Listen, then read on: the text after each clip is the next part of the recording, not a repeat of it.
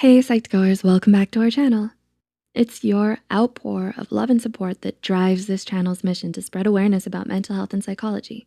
You help us make psychology and mental health more accessible to everyone, so thanks for that.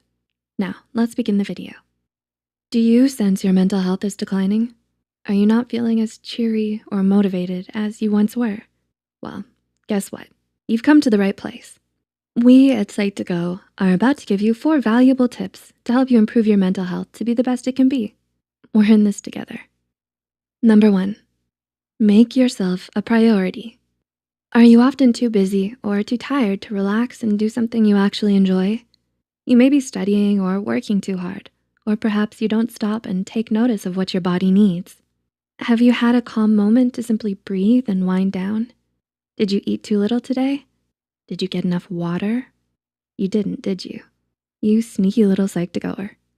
You may not care about yourself enough to get a good 8 glasses a day, but we here at Psych2Go, we care about you. Neglecting self-care is detrimental to our mental health. Research has shown that what we eat affects not only our mood, but how we think as well. And if you don't eat enough, odds are you aren't gonna feel great. Exercise and enough sleep are also vital to our health. So if you're watching this late at night on your phone, hear these tips and then call it a night.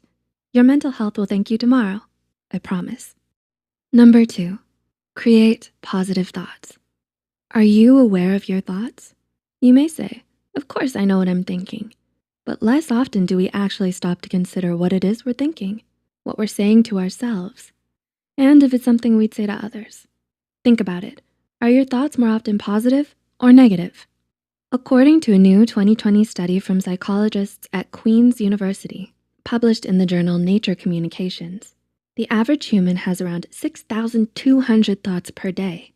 In another study published in the National Science Foundation, it was found that of the thousands of thoughts each individual has per day, 80% were negative, and 95% were the exact same repetitive thoughts as the previous day. So we repeat a lot of negative thoughts. But this next study will really put things into perspective for you. In another study from Cornell University, scientists found that 85% of what we worry about never happens. Not only that, 79% of the subjects found that either they could handle the difficulty better than they thought, or that the difficulty taught them a lesson they felt was worth it. So this is my advice to you. Stop, breathe, and think about what you're thinking about. Is it positive? Is it healthy? More importantly, is it something you would say to a friend who is worried too and looking for comfort? It's always best to treat ourselves like our best friend. Be there to comfort yourself with positive thoughts. And when in doubt with a worry, try to ask yourself, is this worry productive?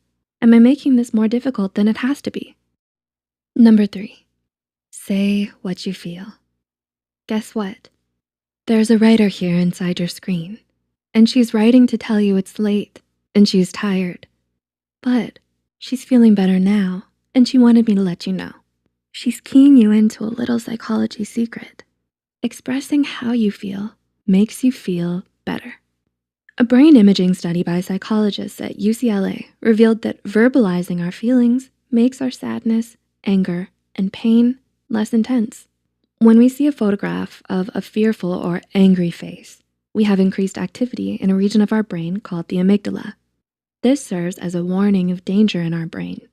In the study, researchers used functional magnetic resonance imaging to study subjects' brain activity. Researchers had 30 subjects view photos of individuals making different emotional expressions. Below each photo were the words angry or fearful. Subjects then had to choose which word to assign to each face. Some subjects were instead given 2 names below the photo, Harry and Sally, and had to assign gender-appropriate names to the photos. Researchers found a decreased response in the amygdala when the words angry and fearful were expressed by assigning them. They did not see the reduction in the amygdala response when using the words Harry and Sally, meaning if you put your feelings into words, you feel better. While the amygdala was less active when subjects labeled a feeling, the right ventrolateral prefrontal cortex was more active. And it makes sense why this region of the brain has been associated with thinking in words about emotional experiences. So if you want to better your mental health, try talking to a friend or psychologist about your feelings, or write them in a journal. Just the act of writing in words about how you feel can have positive and powerful effects. Number 4, be compassionate to others. A little compassion can go a long way. Wouldn't you want someone to show you a little love and kindness?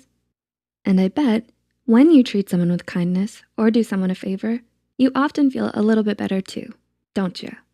Well, there's research to support this. According to research from psychologists Ed Diener and Martin Seligman, altruism can lead to improved mental and physical health, as well as speed up recovery from disease.